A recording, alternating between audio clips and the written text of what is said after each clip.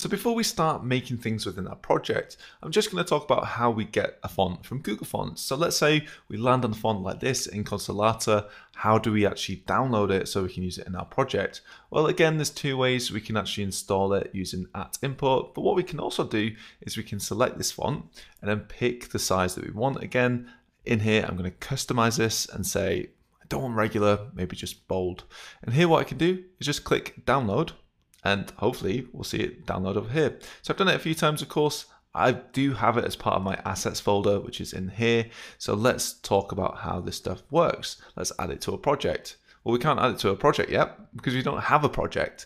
So let's go and make one. So here I'm just going to make a brand new project. This one is going to be called Danny Lewis. So in this project, what do we need to do? Well, first of all, I do have some things in my assets folder. In my assets folder, I've got two files. I've got p5.min.js and the font that I've just downloaded. So we're going to add both to the page. Now, just like what we would usually do, we're not going to have any content in our index.html. Why? Because we're going to draw all of the content in P5. If you do, you can put some stuff in here if you want some navigation. It's totally fine to do as well. But for now, we're just going to keep it nice and blank.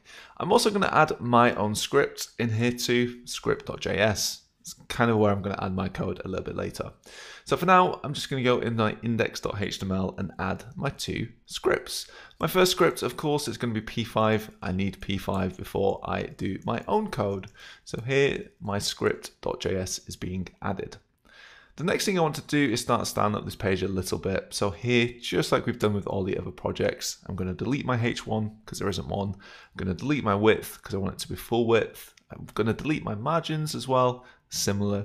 And here what I want to do is add my colors. And in my colors, I can just pull these out of my content.txt. I'm just going to open this up very quickly.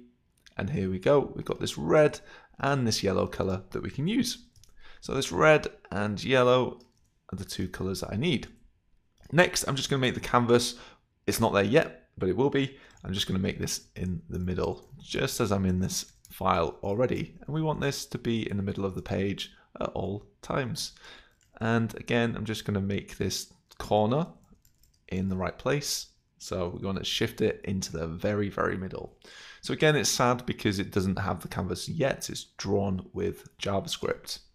So next, what I want to do is start adding my own script. So similar to before, what we're going to do is we're going to add in our script.js all of the P5 things that we need normally. So normally we need a function called setup with round brackets and curly brackets. In here, we're going to set up a canvas. We're going to create a canvas, which is going to be 1200 by 600. We also need another function called draw. In here, we're going to do a function called draw. And in here, eventually, what we're going to do is some text. For now, I'm just going to write some text for Danny Lewis, and I'm just going to make it 100 and 100. Now, don't worry about the typography or how this looks just yet, but hopefully we'll see Danny Lewis. Now, currently it looks a little bit blurry because it's drawing on top of the pixels each time, so it gets a little bit pixelated. We also want to draw a background on this every single time too. So the background is the red background in quotes. So I'm going to pick this background color from here and put it in here. So it should look a little bit smoother now. There we go.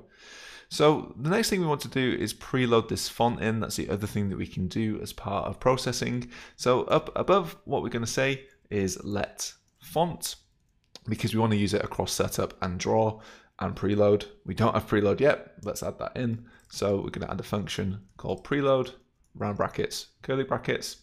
In here, what do we need to do? Well, we want this font at the top to be equal to a loaded font. We're going to load the font and we're going to do it.